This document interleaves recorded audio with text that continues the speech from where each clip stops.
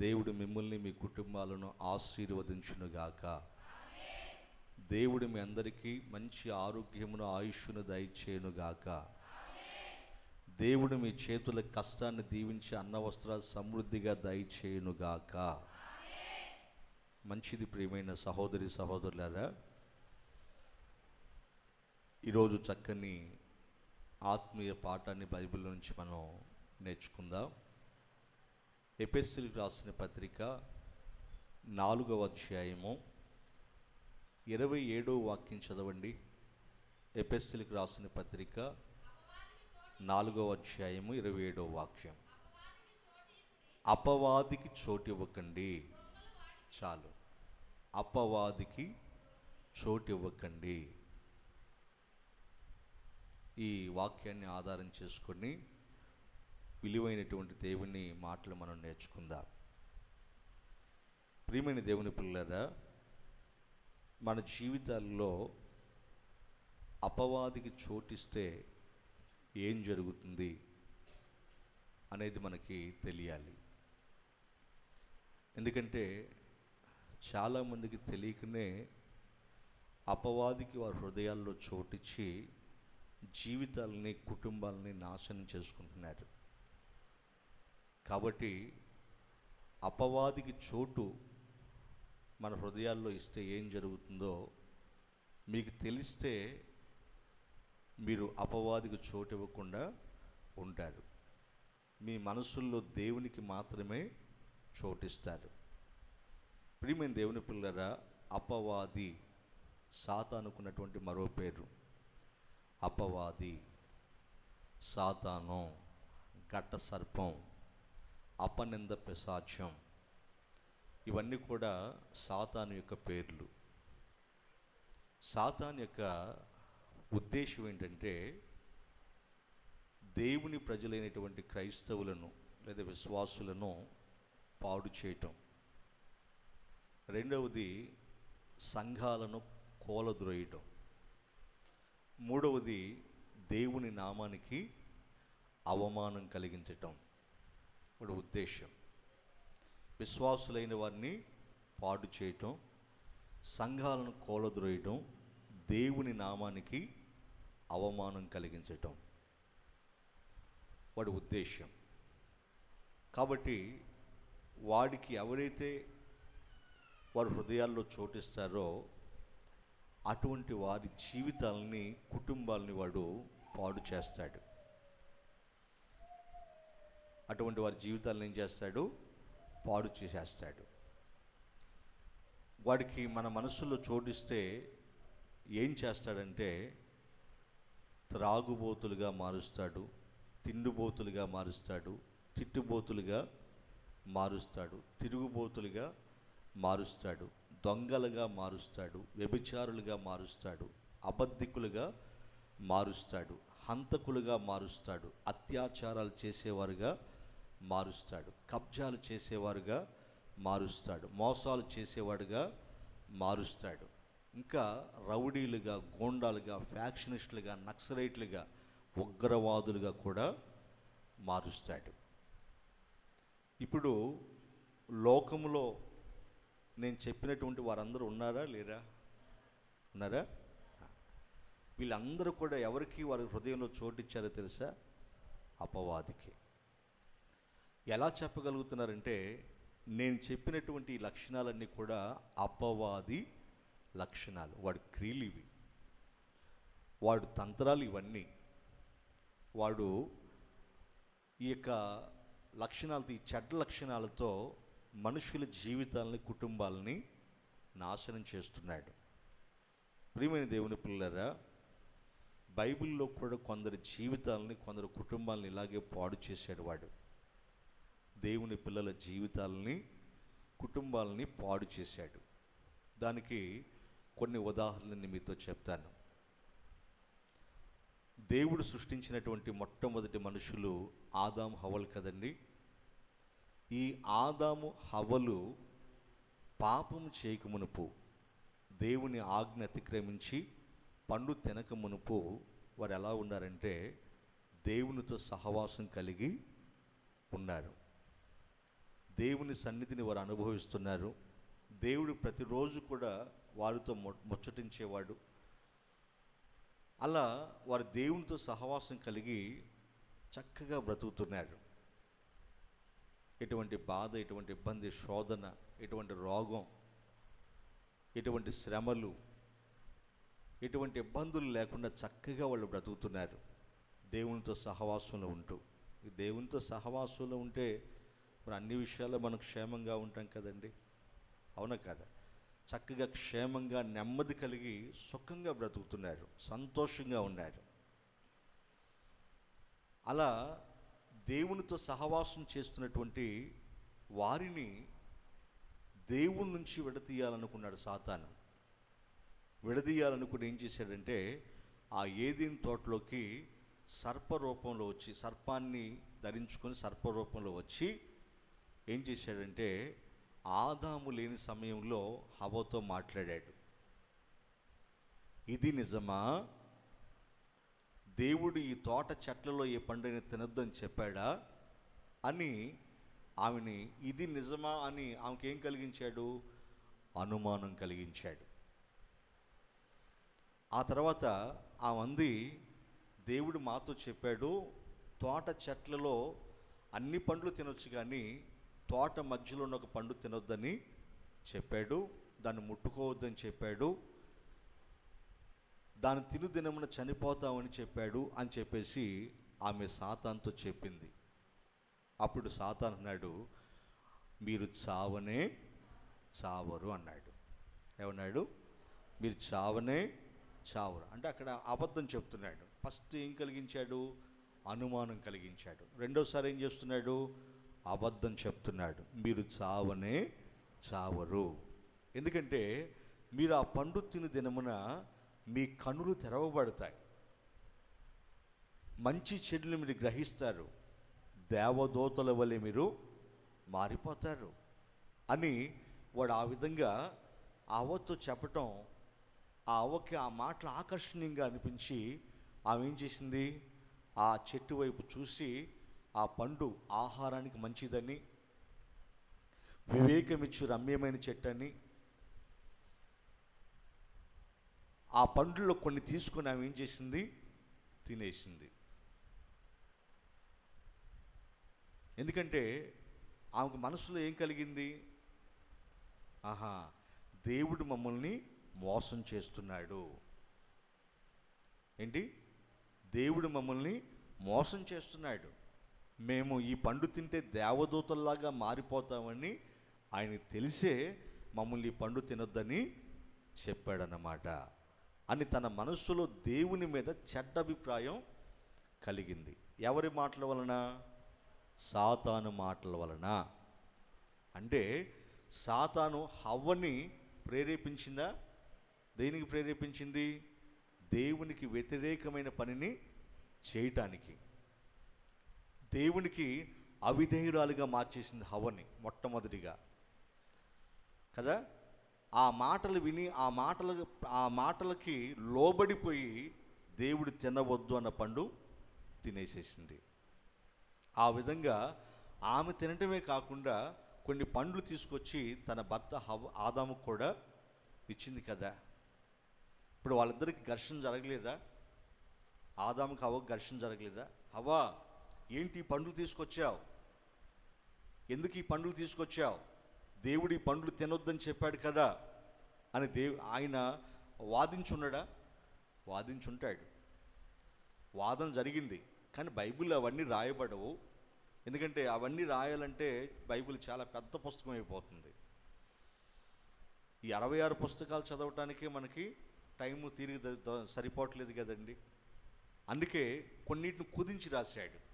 ఇప్పుడు ఆ సందర్భాన్ని మనం ఆలోచిస్తే సహజంగా జరిగేది ఏంటి?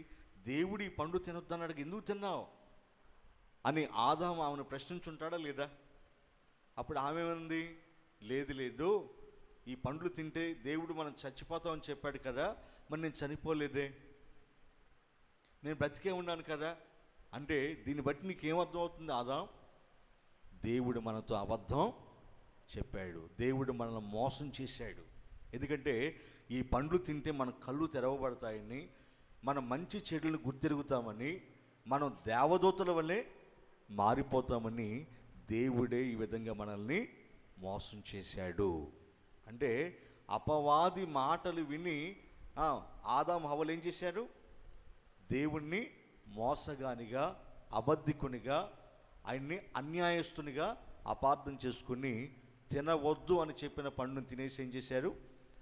ఆజ్ఞ అతిక్రమించి మహాపాపం చేశారు.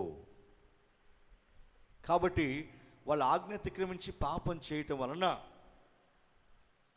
దేవుడేం చేశాడు?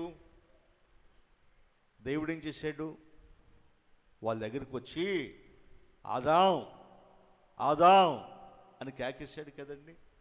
కేకేసినప్పుడు ఎక్కడున్నాడు అతని భార్య ఎక్కడున్నారు? అంజూరు ఆకులు కుట్టుకొని వాటిని మొలలకు చుట్టుకొని చెట్ల చాటును దాక్కున్నారట. అంటే అప్పటికి వారికి సిగ్గు అనేది ఏంటో తెలిసింది. అప్పటి వరకు సిగ్గు ఏంటో వాళ్ళకి తెలీదు. వాళ్ళ మనస్తత్వాలు పసిపిల్లల మనస్తత్వాలు లాగున్నాయి అప్పటి వరకు. కానీ ఆ పండు తిన్న తర్వాత సాతాను దెయ్యం జ్ఞానం వాళ్ళలోకి ప్రవేశించింది. మంచి ఏంటో చెడేంటో తెలుసుకొని, వారి బట్టలు ఏమో సంగతి తెలుసుకొని చెట్ల చాటున దాక్కున్నారు సిగ్గుపడి. ఇంకోటి ఏంటంటే, దేవుని స్వరానికి భయపడి కూడా వాళ్ళు ఏం చేశారు? చెట్ల చాటున దాక్కున్నారు.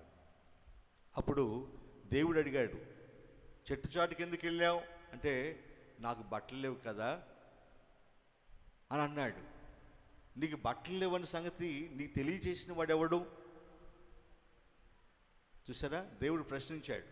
దానికి ఆదాము హవ్వ మీద చెప్పాడు, హవ్వ సాతాను మీద చెప్పింది కదండి. ఇదిగో నీవు చేసి ఇచ్చినటువంటి స్త్రీయే ఆ పండ్లు ఇస్తే నేను తిన్నాను, నా తప్పు కాదన్నాడు. అంటే ఇది ఎవరు తప్పు? ఆ స్త్రీని చేసి ఇచ్చావు కదా, ఇది నీ తప్పే అన్నట్టుగా ఆ నేరాన్ని దేవుని మీద మోపాడు. చూడండి ఎలా తిరుగుబాటు చేస్తున్నారు దేవుని మీద. దేవుని మీద ఎలా తిరుగుబాటు చేస్తున్నారో చూడండి. నిజానికి దేవునితో ఆ మాట అనొచ్చా చెప్పండి? చేసింది తప్పు చేసినప్పుడు ఏం చేయాలి? ఆయన ముందుకు వచ్చి ఆయన పాదాలు పట్టుకొని క్షమించమని పశ్చాత్తాపంతో అడగాలి కదండి. అలా అడగకుండా దేవుని మీద నెపాలం అవుతున్నారు. చూసారా? అలాగే ఆ దేవుడు అడిగాడు, హవ్వా ఎందుకు ఇలా చేశావు అంటే, నాకేం తెలియదు బాబా, సర్పం చెప్పిన మాటలు విని నేను ఇలా చేశానని. అంటే నువ్వు ఆ సర్పాన్ని చేయకపోతే నేను ఈ పండు తినేదాన్ని కాదు అన్నట్టుగా ఆమె మాట్లాడింది. ఇద్దరు కలిసి నేరం ఎవరి మీద మోపారు? దేవుని మీద మోపారు. అలా నేరాలు దేవుని మీద మోపి దేవుని దోషిగా చూపించారు. కానీ మేము తప్పు చేశాం అని వాళ్ళు దోషులుగా దేవుని ముందు నిలబడ్డారా? చూసారా? అంటే ఏం ప్రదర్శిస్తున్నారు ఆయన దగ్గర? అహంకారాన్ని ప్రదర్శిస్తున్నారు. ఎందుకంటే మంచి చెడులు వివేచించే తెలివి వాళ్ళకి వచ్చింది కదండి. ఇదంతా ఎందుకు ఇలా జరిగింది, ఎందుకు వీళ్ళు ఇలా మారిపోయారు అని అంటే, వారి హృదయాల్లో, వారి జీవితాల్లో ఎవరు చోటిచ్చారు? అపవాదికి చోటిచ్చారు. ఎవరికి? అపవాదికి చోటిచ్చారు. అపవాదికి చోటు ఇవ్వటం వలన అపవాది ఏం చేశాడు? దేవునికి వాళ్ళని విరోధంగా మార్చాడు. దేవునికి వారిని శత్రువులుగా మార్చాడు. దేవుడు తినొద్దని చెప్పిన పండును వారితో తినిపించాడు. ఆజ్ఞ అతిక్రమించి పాపం చేసేటట్లు చేశాడు కదండి. ఆ తర్వాత దేవుడు వాళ్ళిద్దరిని ఏం చేశాడు? సర్పాన్ని శపించాడు. ఆ తర్వాత హవ్వని శపించాడా? ఏమని శపించాడు? హవ్వని ఏమని శపించాడు? నీ ప్రసవ వేదన నేను మిక్కిలి హెచ్చిస్తాను, నువ్వు వేదనతో పిల్లల్ని కంటావు, నీ భర్త నిన్ను ఏలుతాడు అన్నాడు. ఇంకా ఆదాముతో దేవుడు ఏమన్నాడు? నీవు బ్రతుకు దినాలన్నీ కూడా నీ ముఖపు చెమటను కార్చి నేలను సేద్యపరుచుకొని నువ్వు బ్రతుకుతావు, ప్రయాసతో బ్రతుకుతావు అని ఆదామును కూడా శపించాడు కదండి. ప్రియమైన దేవుని పిల్లరా, ఇదంతా ఎందుకు జరిగింది? ఈ శాపగ్రస్తమైన జీవితం వారు ఎందుకు పొందుకున్నారంటే, వారి జీవితాల్లో అపవాదికి చోటు ఇవ్వటం వలన. అదే వారి జీవితాల్లో దేవునికి చోటు ఇచ్చినప్పుడు వాళ్ళ జీవితాలు ఎలా ఉన్నాయి? దేవునికి వారి జీవితాల్లో చోటు ఇచ్చినప్పుడు వాళ్ళ బ్రతుకులు ఎలా ఉన్నాయి? బాగున్నాయి. పచ్చని సంసారం, సుఖంగా ఉన్నారు, సంతోషంగా ఉన్నారు, సమాధానంగా ఉన్నారు, నెమ్మది కలిగి ఉన్నారు. ఏ రోగాలు రొప్పులు ఎటువంటి బాధలు వాళ్ళకి లేవు, చక్కగా బ్రతుకుతున్నారు. ఎప్పుడైతే వారు వారి జీవితాల్లో అపవాదికి చోటిచ్చారో ఆ తర్వాత వారు దేవుని సహవాసానికి దూరం అయిపోయారు, దేవుని సన్నిధికి దూరం అయిపోయారు, దేవుని జ్ఞానాన్ని పోగొట్టుకున్నారు. రోగాలతో రొప్పులతో ఇంకా అప్పటి వరకు లేని ఆ మరణం ఏదైతే ఉందో ఆ మరణం కూడా వాళ్ళకి సంభవించింది కదండి. అందుకే నీవు నేలకు చేరు వరకు నేలను సేద్యపరుచుకొని నువ్వు బ్రతుకుతావు. ఎందుకంటే నువ్వు మట్టే గనుక, నువ్వు నేల నుంచి తీయబడితే కనుక నేలలో నువ్వు కలిసిపోతావు అన్నాడు. చూసారా ప్రియమైన దేవుని పిల్లరా, చక్కగా పచ్చగా ఉన్నటువంటి వారి సంసారం ఎందుకు అలా అయిపోయింది? వారి జీవితాలు ఎందుకు శాపగ్రస్తంగా మార్చబడ్డాయంటే వారి జీవితాలు ఎవరికి చోటిచ్చారు? అపవాదికి చోటిచ్చారు. చూసారా? అంటే అపవాదికి చోటు ఇవ్వటం వల్ల వాడు ఏం చేశాడు? దేవునికి, దేవుని సన్నిధికి, దేవుని సహవాసానికి, దేవుని జ్ఞానానికి అన్నిటికీ వారిని దూరం చేసేసాడు. చెప్పాను కదా, సాతాను ఉద్దేశం ఏంటంటే దేవుని పిల్లల్ని పాడు చేయటమే వాడి ఉద్దేశం. దేవుని పిల్లల్ని దేవునికి కాకుండా చేయటం, వాళ్ళు శాశ్వతంగా దేవునికి దూరం చేయటం, ఆ నిత్య నరకానికి పంపించాలని వాడి ఉద్దేశం. అందుకే పౌలు గారు ఏం చెప్పాడు? పరిశుద్ధాత్మ ప్రేరేపణతో అపవాదికి మీ హృదయంలో చోటివ్వకండి. ప్రియమైన దేవుని పిల్లరా, ఇలా ఆదాము హవ్వలు అపవాదికి వారి హృదయాల్లో చోటిచ్చి వారి జీవితాలు ఏం చేసుకున్నారు? పాడు చేసుకున్నారు, శాపగ్రస్తంగా మార్చుకున్నారు. రెండవది అననీయ సఫీరా. వీళ్ళిద్దరూ కూడా ఆది అపోస్తుల కాలంలో ఆదిమ క్రైస్తవ సంఘములో వీరిద్దరూ విశ్వాసులుగా ఉన్నారు. ఉండి వీళ్ళు ఏం చేశారంటే పొలాన్ని అమ్మేసి, వాళ్ళకున్న పొలాన్ని అమ్మేసి వారు ఆ ధనాన్ని దగ్గర పెట్టుకున్నారు. ఆ రోజుల్లో విశ్వాసులంతా కూడా పరిచర్య విస్తరించడానికి ఏం చేశారంటే దేవుని పరిచర్య విస్తరించాలని, అనేకులకు సువార్త ప్రకటించబడాలని, అనేకులు సంఘంలో చేర్చబడాలని ఆనాటి ఆదిమ క్రైస్తవ సంఘంలో ఉన్న విశ్వాసులు ఏం చేశారంటే వారికున్న చర స్థిరాస్తులను, భూములను అమ్మేసి అమ్మగా వచ్చినటువంటి ఆ ధనాన్ని తీసుకొచ్చి అపోస్తుల పాదాల దగ్గర పెట్టేవాళ్ళు. అపోస్తులు ఆ ధనాన్ని తీసుకొని సువార్త ప్రకటనకి వెళ్ళేవాళ్ళు. అలాగే సంఘాల్లో నూతనంగా చేర్చబడుతున్న క్రైస్తవుల్ని ఆదరించేవాళ్ళు. ఎవరెవరికి అవసరం ఉందో అవసరతను బట్టి, అక్రతను బట్టి వాళ్ళకి పంచి ఇచ్చేవాళ్ళు. అలా చేసేవాళ్ళు. కాబట్టి ఈ అననీయ సఫీరాలు కూడా వారుకున్న పొలాన్ని అమ్మించేశారంటే ఆ పొలం అమ్మిన తర్వాత వచ్చిన డబ్బులు వాళ్ళ చేతికి రాగానే వాళ్ళు ఏం చేశారంటే సాతాను చేత ప్రేరేపించబడ్డారు. సాతాను వాళ్ళని ప్రేరేపించింది. సాతాను చేత వాళ్ళు ప్రేరేపించబడి ఏం చేశారు? వాళ్ళు ఇద్దరు మాట్లాడుకొని ఈ ధనమంతా అపోస్తులకు మనం ఇస్తే మనం ఎలా బ్రతకాలి, మన పిల్లలు ఎలా బ్రతకాలని ఆలోచించుకుని వాళ్ళు ఏం చేశారంటే ఆ వచ్చిన ధనంలో సగం దాచిపెట్టి సగం తీసుకొచ్చి మొట్టమొదటి ఎవరు వచ్చారు? అననీయ పేతురు గారి దగ్గరికి వచ్చాడు. అపోస్తులుడైన పేతురు గారి దగ్గరికి వచ్చాడు. వచ్చి ఆయన పాదాల దగ్గర పెడితే అప్పుడు పేతురు గారు అడిగాడు. అపోస్తుల కార్యములు 5వ అధ్యాయం 3వ వాక్యం చదవండి. అపోస్తుల కార్యములు 5వ అధ్యాయం 3వ వాక్యం ఏమని అడిగాడు అక్కడ? అప్పుడు పేతురు, అననీయ, ఈ భూమి ధరలో కొంత దాచుకుని పరిశుద్ధాత్మను మోసపుచ్చుటకు. చూసారా? పరిశుద్ధాత్మని మోసపుచ్చుటకు. చూసారా? మనిషి దేవుణ్ణి మోసం చేస్తున్నాడా? దేవుడు మనిషిని మోసం చేస్తున్నాడా? మనిషే దేవుణ్ణి మోసం చేస్తున్నాడు. దేవుడు మనిషితో అబద్ధం ఆడతాడా, మనిషి దేవునితో అబద్ధం ఆడతాడా? మనిషే దేవునితో అబద్ధం ఆడతాడు. దేవుడు పొరపాటును కూడా అబద్ధమాడుటకు ఆయన నరుడు కాదు, ఆయన దేవుడు. ఆమేన్, హల్లెలూయా. ఆయన ఎవరు? దేవుడు. ఆయన మనుషులాగా ఎందుకు అబద్ధం ఆడతాడు? ప్రియమైన దేవుని పిల్లరా, ఆ విధంగా అపవాది ఎందుకు మీ హృదయాలని ప్రేరేపించెను? పరిశుద్ధాత్మను మోసం చేయడానికి అపవాది ఎందుకు మీ హృదయాలని ప్రేరేపించింది? అది నీ యొద్ద ఉన్నప్పుడు నీదే కదా. అమ్మిన పిమ్మట అది నీ వశమే ఉంది కదా. ఎందుకు ఈ సంగతి నీ హృదయంలో ఉద్దేశించుకున్నావు? నీవు మనుష్యులతో కాదు, దేవునితోనే అబద్ధమాడితవని వానితో చెప్పాడు. దేవునికి స్తోత్ర. ఎవరితో అబద్ధం ఆడాడు అన్నయ్య? చెప్పండి. అలా అతను అబద్ధం ఆడటానికి, దేవుని పరిశుద్ధాత్మతో అబద్ధం ఆడటానికి కారణం ఎవరో తెలుసా? సాతాను. నేను ఇందాక చెప్పాను కదా, మొదట్లో చెప్పాను కదా, ఏమని? అపవాదికి మన హృదయాల్లో చోటిస్తే దొంగలుగా, వ్యభిచారులుగా, అబద్ధికులుగా, హంతకులుగా, హత్యలు చేసేవారుగా, అత్యాచారాలు చేసేవారుగా, నేరాలు ఘోరాలు చేసేవారుగా మనల్ని మార్చేస్తాడు అని చెప్పాను కదండి. అవునా? ఆల్రెడీ ఆదాము హవ్వను ఎలా మార్చాడు?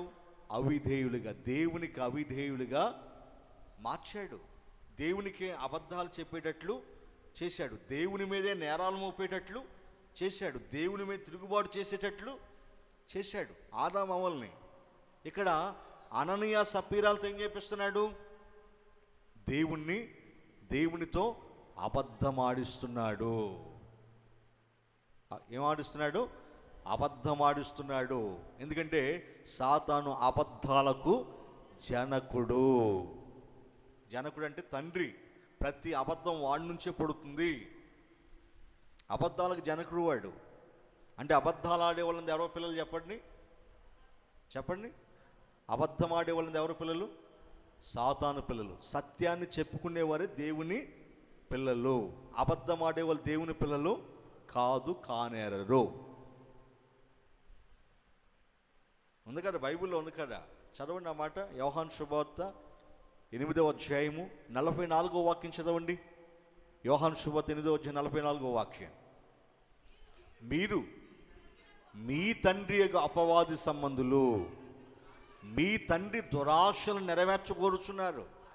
ఆది నుండి వాడు నరహంతకుడై ఉండి సత్యమందు నిలిచిన వాడు కాడు. వాని యందు సత్యమే లేదు. వాడు అబద్ధమాడినప్పుడు తన స్వభావం అనుసరించి మాట్లాడతాడు. వాడు అబద్ధికుడును అబద్ధాలకు జనకుడునై ఉన్నాడు. చాలు. దేనికి జనకుడు అతను? అబద్ధాలకు జనకుడట. చూసారా ప్రియమైన దేవుని పిల్లరా? అంటే ఇవి అబద్ధాలు ఆడేవాళ్ళు ఎవరి పిల్లలు చెప్పండి? అపవాది పిల్లలు. అబద్ధాలు ఆడుతున్న వారిని ఎవరు ప్రేరేపిస్తున్నారు? సాతాను ప్రేరేపిస్తున్నాడు. చూసారా ప్రియమైన దేవుని పిల్లరా? అలా సాతాను ప్రేరేపించినప్పుడు ఆ ప్రేరేపణకు మనం లోబడొచ్చా? చెప్పండి, లోబడొచ్చా? ఆదాము హవ్వల్ని ప్రేరేపించాడు. ప్రేరేపించినప్పుడు వాళ్ళు దేవుని మాటను గుర్తుపెట్టుకుని సాతాన్ని ఎదిరించి ఉంటే వాడు అక్కడి నుంచి పారిపోయేవాడే కదా.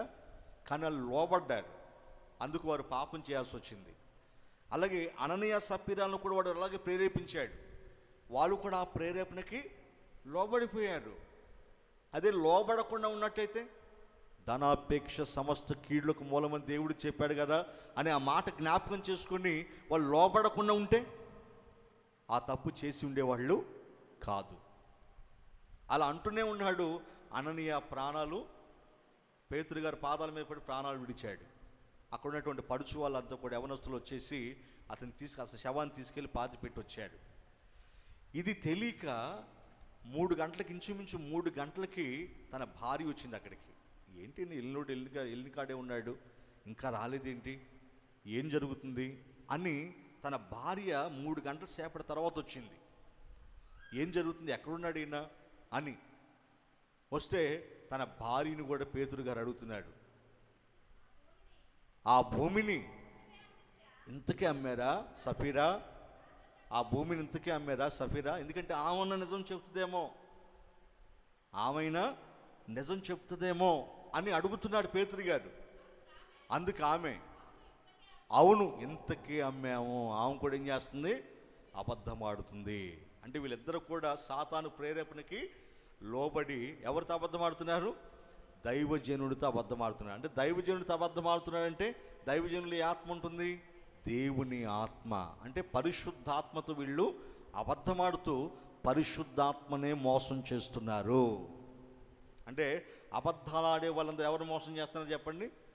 దేవుణ్ణి. ఎవరిని? దేవుణ్ణి మోసం చేస్తున్నారమ్మా. అందుకే దేవుని పిల్లలు అబద్ధాలు ఆడకూడదు, సత్యం చెప్పాలి. ఎందుకంటే మనందరం క్రీస్తు యేసు శరీరంలో అవయవాలు లాంటి వారం కదండి, అవునా? అవయవాలమైనటువంటి మనము ఏం చేయాలి? ఒకరి పట్ల ఒకరు సత్యాన్ని చెప్పుకోవాలి, కానీ అబద్ధాలు చెప్పకూడదు కదా. చూడండి, సప్పీరాను కూడా అడిగాడు, ఏమైనా నిజం చెబుతుందా అని అడిగితే ఆమె కూడా ఏముంటుంది? ఇంతకే అమ్మాము అని గట్టిగా చెబుతుంది. అందుకు పేతురు ప్రభు యొక్క ఆత్మను శోధించుటకు, అంటే బాధ పెట్టుటకు. శోధించడం అంటే బాధ పెట్టడం. అంటే దేవుని పిల్లలు, దేవుని ఎరిగిన ఆయన పిల్లలు అబద్ధాలాడితే ఎవరికి బాధ కలుగుతుంది? దేవునికి బాధ కలుగుతుంది. అర్థమైందా? ఎందుకంటే దేవుడు అబద్ధికుడు కాదు కదా, దేవుడు అబద్ధికుడు కాదు. ఆయన పిల్లలు కూడా ఎలా ఉండాలని కోరుకుంటాడు? ఆయన ఎలా ఉండాలని? తన పిల్లలు కూడా సత్యం చెప్పేవారుగా ఉండాలని కోరుకుంటాడు. అబద్ధాలు చెప్పేవారుగా ఉండాలని ఆయన కోరుకోడు. అది ఆయన చిత్తం కాదు, అది దేవుని లక్షణం కాదు, అది సాతాను లక్షణం. అబద్ధం ఆడుతున్నావంటే అది సాతాను లక్షణం. అందుకే అబద్ధాలు ఆడే వాళ్ళంతా కూడా అపవాది పిల్లలు అన్నాడు. కాబట్టి ఈ సప్పీరా విషయంలో ఏమంటున్నాడు పేతురు గారు? ఎందుకు ప్రభు ఆత్మను శోధిస్తున్నారు మీరిద్దరు? ఎందుకు ఇలా తెగబడ్డారు మీరు? ఎందుకు ఇంత బుద్ధిహీనంగా ప్రవర్తిస్తున్నారు? దేవునికి తెలియదు అనుకుంటున్నారా అని. నీ భర్తను మోసుకెళ్ళిన వారి పాదాలు ఎక్కడే ఉన్నాయి, వాళ్ళు నిన్ను కూడా మోసుకుని వెళ్ళిపోతారన్నాడు. ఆమె కూడా ఆయన పాదాల దగ్గర పడి అలాగే చనిపోయింది. అంటే అబద్ధాలు చెప్పినందుకు అననీయ సప్పీరాలు ఇద్దరిని కూడా దేవుడు ఏం చేశాడు? మరణ శిక్ష వేశాడు. ఏ శిక్ష? మరణ శిక్ష వేశాడు. అందుకే నిత్య నరకానికి వెళ్ళేది ఎవరు అని అంటే, నిత్య నరకానికి వెళ్ళే వారి పేర్లు జాబితాలు ఎవరున్నారు తెలుసా? అబద్ధికులు. ఎవరు? ప్రకటన గ్రంథం 21వ అధ్యాయం 8వ వాక్యం చదవండి. ప్రకటన గ్రంథం 21వ అధ్యాయం 8వ వాక్యం. అక్కడ నరకానికి వెళ్ళే వారి జాబితా ఉంది చూడండి. అక్కడ పిరికివారు, అవిశ్వాసులు, అసహ్యులు, నరహంతకులు, వ్యభిచారులు, మాంత్రికులు, విగ్రహారాధికులు, అబద్ధికులందరూ. చూసారా? అబద్ధికులందరూ అగ్ని గంధకములతో మండు గుండములో పాలు పొందుదురు. చాలు, ఇదే రెండవ మరణం. చూసారా? అగ్నిగుండంలోకి ఎవరు వెళ్ళిపోతారట చెప్పండి? అగ్నిగుండంలోకి ఎవరు వెళ్ళిపోతారు? అబద్ధాలు ఆడేవాళ్ళు. అక్కడ జాబితా రాశాడు చూసారు, ఎవరెవరు నరకానికి వెళ్ళిపోతారు అక్కడ రాశాడు. వారిలో ఎవరి పేరు ఉంది? అబద్ధాలు ఆడే వాళ్ళ పేర్లు కూడా ఉన్నాయి. అంటే దేవుని పిల్లలు దీన్ని బట్టి సత్యమే చెప్పాలి, కానీ అబద్ధాలు చెప్పకూడదు. ఇప్పుడు వీళ్ళిద్దరు అబద్ధం ఆడటానికి గల కారణం ఏంటి అని అంటే, సాతాను వాళ్ళని ఏం చేశాడు? ప్రేరేపించాడు. ప్రేరేపించడం వల్ల వాళ్ళు ఏం చేశారు? సాతానికి వారి హృదయాల్లో చోటిచ్చారు. అదే వాడు ప్రేరేపించినప్పుడు అబద్ధం ఆడటం దేవుని చిత్తం కాదు కదా. దేవుడు మనం సత్యం చెప్పమన్నాడు కదా, మన అపోస్తులకు సత్యమే చెప్పాలని వాళ్ళు సత్యం చెప్పేవాళ్ళు. కానీ వాళ్ళు అబద్ధం చెప్పారంటే సాతాను ప్రేరేపణకి లోబడ్డారు. సాతాను ప్రేరేపణకు లోబడ్డారంటే అర్థం ఏంటి? సాతానికి వారి హృదయాల్లో చోటునిచ్చారు. అందుకే వారి జీవితాన్ని దేవుడు సాతాను ఏం చేశాడు? నాశనం చేసేసాడు. అంటే వాళ్ళ ప్రాణాలను తీసేశాడు. వాళ్ళ ప్రాణాలు పోవడానికి కారకుడయ్యాడు వాడు. అక్కడ ఆదాము హవ్వలనేమో ప్రేరేపించి ఏం చేశాడు? దేవుని సహవాసానికి సన్నిధికి దూరం చేసి శాపగ్రస్తులుగా మార్చాడు. అవునా కదా? ఆత్మీయ స్థితిలో వారు చనిపోయేటట్లు చేశాడు, దేవునికి వాళ్ళని దూరంగా చేశాడు కదండి. ఇక్కడ చూస్తే అననీయ సప్పీరాలను ప్రేరేపించి ఏం చేశాడు? అబద్ధం ఆడేటట్లు చేశాడు, ధనాపేక్ష వారిలో కలిగించాడు. తద్వారా వాళ్ళిద్దరు ప్రాణాలు కోల్పోయారు. ప్రియమైన దేవుని పిల్లరా, ఇలా అపవాదికి మన హృదయాల్లో చోటిస్తే వాడు ఏం చేస్తాడనేది చూడండి. ఉదాహరణలు ఇవన్నీ కూడా. అననీయ సప్పీరాలతో ఏం చేయించాడు? అబద్ధమాడించి, దేవునితోనే అబద్ధమాడించి వారి ప్రాణాలని తీసేశాడు, నరకానికి పంపించేశాడు. ఇస్కరియోతు యోధా దగ్గరికి వద్దాం. ఇది కూడా మీ మనసులో అలాగే పెట్టుకోండి. ఆదాము హవ్వల గురించి విన్నాం, రెండవది అననీయ సప్పీరాల గురించి విన్నాం. అలాగే ఇస్కరియోతు యోధా, ఇతన్ని సాతాను ఎలా మార్చాడు అంటే దొంగగా మార్చాడు. నేను ఇందాక చెప్పాను కదా, మొదట్లో చెప్పాను కదా, అపవాదికి మన హృదయాల్లో చోటిస్తే ఎలా మారుస్తాడు? దొంగలుగా, అబద్ధికులుగా, అంతకులుగా, అత్యాచారాలు చేసేవారుగా, నేరాలు ఘోరాలు చేసేవారుగా మనల్ని మార్చేస్తాడు. ఇప్పుడు అననీయ సప్పీరాలను ఎలా మార్చాడు? అబద్ధికులుగా మార్చాడు. ఆదాము వాళ్ళని ఎలా మార్చాడు? అవిధేయులుగా మార్చాడు. ఎలా? అవిధేయులుగా మార్చాడు కదా, దోషులుగా మార్చాడు, అపరాధులను చేశాడు, పాపం చేసేటట్లు చేశాడు. ఇస్కరియోతు యోధా కూడా సాతానికి తన హృదయంలో ఏమిచ్చాడు? చోటిచ్చాడు. అలా తన హృదయంలో చోటిచ్చినందుకు సాతాను ఏం చేశాడు? వాడిని దొంగగా మార్చేశాడు. అందుకే యేసు ప్రభు వారి పక్కల్లో రెక్కల్లో తిరుగుతూ సొమ్ము సంచి అంటే కానుక సంచి దగ్గర పెట్టుకొని ప్రజలేసే కానుకలన్నిటిలో సగం కానికీడు దొంగతనం చేస్తున్నాడు. అవునా కదా? దొంగతనం చేస్తున్నాడా లేదా? దొంగతనం చేస్తున్నాడు. ఒకసారి ఇలాగే మరియా యేసు ప్రభు వారికి అత్తరు పూసి, అత్తరు సీస పగలగొట్టి అత్తరు పూసి ఆయన అభిషేకించింది కదండి. అప్పుడు ఇస్కరియోతు యోధా కోపడ్డాడు, ఎందుకంటే అది మిక్కిలి విలువ కలిగినటువంటి అత్తరు. ఏమన్నాడు తెలుసా? దాన్ని అమ్మేసి కానుక సంచులు అయిపోయావా, పేదలకు పనికొచ్చేది అన్నాడు. నిజానికి అతను మంచి మనసుతో ఆ మాట చెప్పలేదు, ఎందుకంటే అది అమ్మితే మంచి ఎక్కువ డబ్బులు వస్తాయి కదండి, ఆ డబ్బులు కానుక సంచులేసి వీడు దొంగతనం చేద్దామని. అర్థమైందా? వీడు మంచివాడని ఆ విషయం ఆమెతో అనలేదు, ఆ మాట ఆమెతో అనలేదు. వీడు చెడ్డవాడు, దొంగ. యేసు ప్రభు పక్కల్లో రెక్కల్లో వండుకుంటానే ఏం చేస్తున్నాడు? కానుక సంచిలో కానుకలు దొంగతనం చేస్తున్నాడు. అవునా కదా? అలా దొంగతనాలు చేసేది కాకుండా ఇంకా సాతాను అతనికి ఏం కలగజేశాడంటే భయంకరమైన ధనాపేక్ష కలగజేశాడు. ఆ ధనాపేక్షతో చివరికి అతను ఏం చేశాడు? యేసు ప్రభు వారిని 30 వెండి నాణాలకి అమ్మేశాడు. సాక్షాత్తు దేవుణ్ణి అమ్మేశాడు. ధనాపేక్ష ఎంత భయంకరంగా చూడండి. అమ్మేసి చివరికి ఏం చేశాడు? ఆ డబ్బులతో అతను సుఖపడ్డా, మేడల మిద్దెలు ఏమైనా కట్టుకున్నాడా, సంతోషంగా బ్రతికాడంటే లేదండి. ఏమైపోయాడు? తనకు మనశ్శాంతి లేక తనకు తానే ఉరిపెట్టుకొని చనిపోయాడు. ఉరిపెట్టుకొని చచ్చిపోయాడు. చూసారా? అంటే ఇతను కూడా అపవాదికి చోటిచ్చాడు కదండి. అపవాదికి చోటు ఇవ్వటం వలన జీవితాలని, కుటుంబాలని ఎలా పాడు చేశాడు చూడండి సాతాను. అంటే దేవునికి దూరం చేస్తాడు, ఆయన సన్నిధికి దూరం చేస్తాడు, ఆయన సహవాసానికి దూరం చేస్తాడు, శాపగ్రస్తులుగా మార్చేస్తాడు, దేవునికి పూర్తిగా మనల్ని దూరం చేస్తాడు, అంటే నరకానికి పంపించేస్తాడు మనల్ని.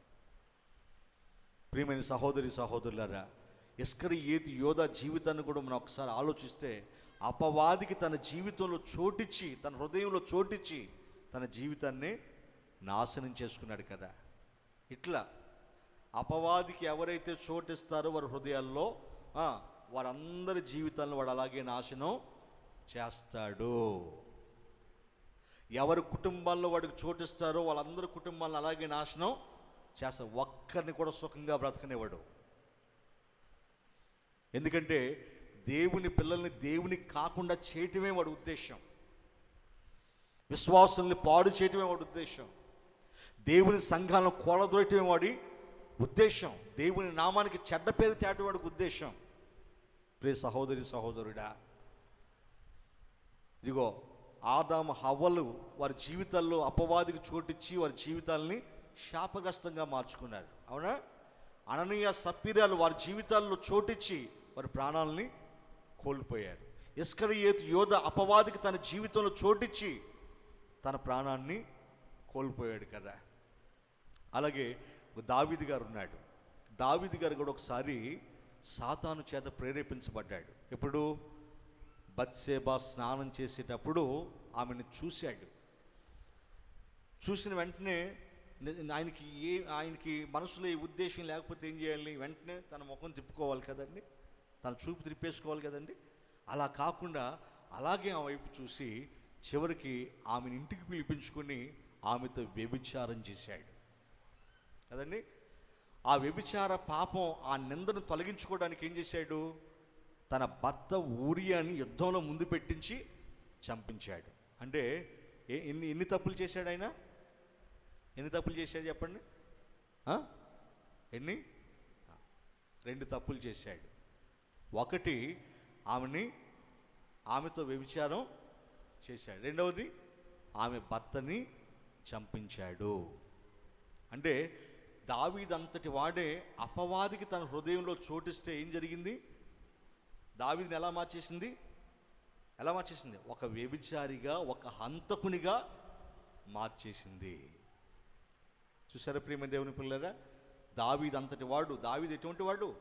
దేవుడంటే భయభక్తులు కలిగిన వాడు కదండి. దేవుడంటే పిచ్చి ప్రాణం ఆయనకి. అంతగా ప్రేమించేవాడు ఒక్కసారి అపవాదికి తన హృదయంలో చోటిస్తే ఏం చేశాడు? వ్యభిచారిగా, హంతకునిగా అతన్ని మార్చాడు. ఆ తర్వాత దేవుడు అతన్ని శిక్షిస్తే ఆయన ఆ రాజ్యాన్ని, అంతఃపురాన్ని విడిచిపెట్టి అరణ్యాలకు వెళ్ళిపోయాడు. అంటే దేవునికి, దేవుని సన్నిధికి, దేవుని సహవాసానికి దావీదుని దూరం చేసిందా? వ్యభిచారిగా చేసి దొంగ హంతకుడిగా మార్చి దేవునికి, దేవుని సహవాసాన్ని దూరం చేసిందా లేదా? దేవుని మందిరానికి దూరం అయిపోయాడు లేదా? చెప్పండి. అరణ్య రోదన చేశాడు ఆయన. అరణ్య రోదన. అవునా కదా? ఎవరిలా మార్చారు? చక్కగా అంతఃపురంలో ఉండి రాజుగా పరిపాలించాల్సినటువంటి వాడు, సుబుద్ధి కలిగినటువంటి దావీదు ఎందుకు ఇలా మారిపోయాడు? ఎవరిలా మార్చారు? అపవాది మార్చేసింది. ఎందుకు? అపవాదికి తన హృదయంలో చోటిచ్చాడు, అందుకు మార్చేసింది. అంటే అపవాదికి ఎవరైతే తమ హృదయాల్లో చోటిస్తారో ఎంతటి వాళ్ళనైనా సాతాను ఏం చేస్తాడు? మార్చేస్తాడు. దేవునికి, దేవుని సహవాసానికి, సన్నిధికి, దేవుని జ్ఞానానికి అన్నిటికీ దూరం చేస్తాడు. శాశ్వతంగా అసలు నేను దేవునికే దూరం చేస్తాడు, నరకానికి పంపించేస్తాడు. అందుకే పొరపాటును కూడా వాడికి మీ హృదయాల్లో చోటు ఇవ్వకూడదు. ఒకసారి మన ప్రభు అయిన యేసుక్రీస్తు వారు కూడా బ్యాప్టిజం పొంది పరిశుద్ధాత్మ చేత అయిన అరణ్యాన్ని కొనిపోబడ్డాడు కదండి. అప్పుడు సాతాను ఏం చేశాడు? ఆయన దగ్గరికి వచ్చి ఆయన శోధించడం ప్రారంభించాడు. శోధిస్తున్నాడు. ఇదిగో, నువ్వు నిజంగా దేవుని కుమారుడు అయితే రాళ్ళను రొట్టెలు చేసుకొని తిను అన్నాడు. ప్రభు ఏమన్నాడు? మనిషి రొట్టె వలన మాత్రం కాదు, దేవుని నోటి నుంచి వచ్చే ప్రతి మాట వలన మనిషి బ్రతుకుతాడు అన్నాడు. ఆ మాటకి వాడు ఓడిపోయాడు అక్కడ. అంటే యేసు ప్రభు వారు ఎవరికి లోబడి ఎవరిని ఎదిరిస్తున్నాడు? తండ్రికి లోబడి, తండ్రి మాటకు లోబడి సాతాన్ని ఎదిరిస్తున్నాడు. అంటే సాతాను యేసు ప్రభు వారిని ప్రేరేపిస్తుంది, రాళ్ళను రొట్టెలుగా చేసుకొని తిను అని. ఆ ప్రేరేపణకు లోబడ్డా? అపవాదికి చోటిచ్చాడా? ఇవ్వలేదు.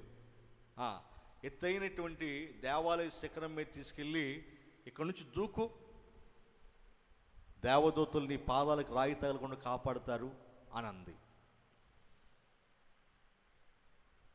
ప్రభు ఏమన్నాడు? నీ దేవుణ్ణి శోధించొద్దు అన్నాడు. అవునా? అక్కడ కూడా ఆయన లోబడ్డా? ఎత్తైనటువంటి ఒక పెద్ద కొండ మీద తీసుకెళ్ళింది, లోక రాజ్యాల మహిమను చూపించింది. చూపించి, ఇగో ఇవన్నీ నీ వశం చేసేస్తాను, నువ్వు ఇక ఈ లోకంలో శ్రమలు పడాల్సిన అవసరం లేదు, నిందలు పడాల్సిన అవసరం లేదు, సిలువ మరణాన్ని పొందాల్సిన అవసరం, ఒక్కసారి నా మొక్కితే చాలు ఇవన్నీ వశం చేసేస్తాను అనంది. అయ్యో బాబోయ్, ఇక నేను సిలువ మరణం కూడా పొందాల్సిన అవసరం కూడా లేదంట, దీనికి ఒక్కసారి మొక్కితే ఈ లోకరాజ్యాల మహిమ, ఈ లోకరాజ్యాలు నా వశం చేసేస్తాడని దానికి లోబడి మొక్కాడా? చెప్పండి. లేదు. తండ్రి చిత్తం ఏంటి? ఆయన సిలువలో అనేకుల కోసం ప్రాణం పెట్టాలి. అది తండ్రి చిత్తం, అది తండ్రి మాట, అది తండ్రి సంకల్పం, తండ్రి ఉద్దేశం. అది అదే తన మనసులో పెట్టుకుని సాతాను ఏమన్నాడు? సాతానా, నీ దేవుడైన ప్రభువుకు మాత్రమే మొక్కాలని రాయబడిందని తెలియదని పా అన్నాడు. ఆమేన్. హల్లెలూయా, హల్లెలూయా. దెబ్బకు వారిపోయాడు వాడు, అక్కడి నుంచి దెబ్బకు వారిపోయాడు. 3 సార్లు కూడా ప్రేరేపించింది ఆయన్ని కదా, కానీ 3 సార్లు కూడా ఆయన లోబడ్డా? లోబడలేదు. దేవుని వాక్యంతోనే ఆయన్ని, సాతాన్ని జయించాడు. గట్టిగా చప్పలు కొట్టండి, గట్టిగా దేవునికి స్తోత్రం చెబుదాం. హల్లెలూయా. అందుకే దేవుని వాక్యం ఏం చెబుతుందంటే, దేవునికి లోబడి ఉండండి, అపవాదిని మీరు ఎదిరించండి. ఎవరికి లోబడి ఎవరిని ఎదిరించాలి? దేవునికి లోబడి ఉంటే మనం అపవాదిని ఎదిరించగలుగుతాం. దేవునికి లోబడటం అంటే దేవుని మాట వినటం. దేవుని మాట వినటమే అపవాదిని ఎదిరించటం. ఇప్పుడు యేసు ప్రభు వారు తండ్రి మాట విన్నాడా లేదా? ఆయన మాట ప్రకారమే చేశాడు కాబట్టి సాతాన్ని ఎదిరించగలిగాడు. అక్కడి నుంచి వాడు పారిపోయాడా? దెబ్బకు పారిపోయాడు. ఎక్కడైనా ఆయన హృదయంలో చోటిచ్చాడా అపవాదికి? చెప్పండి. 3 సార్లు ప్రేరేపించాడు, 3 సార్లు కూడా ఆయన హృదయంలో చోటిచ్చాడా? చోటు ఇవ్వలేదు. చూశారా ప్రియమైన దేవుని పిల్లరా?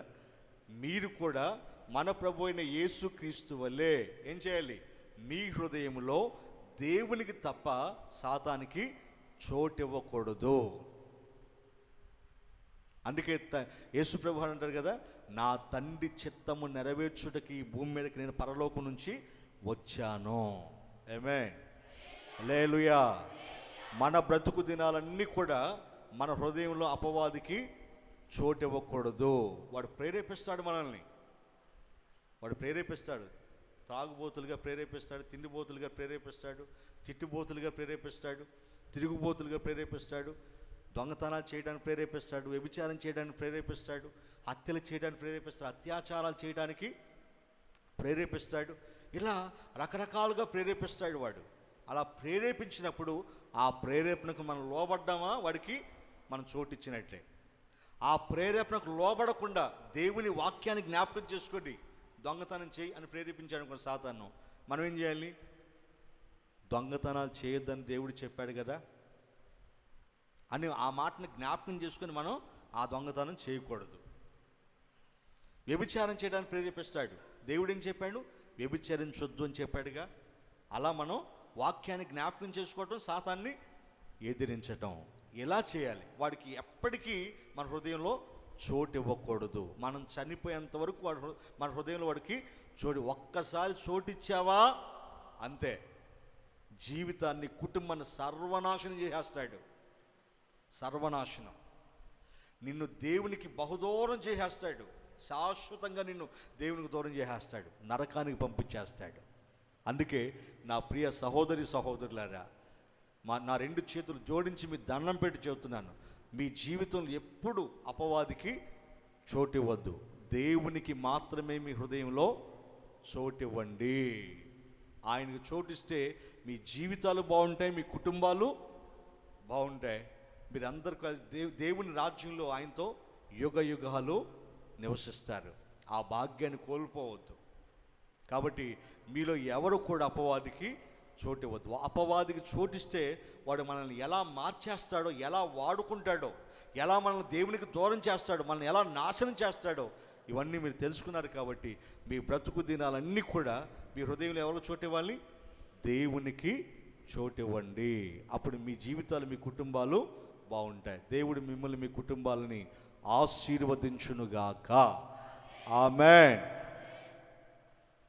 అందరూ మోకరించండి, ప్రార్థన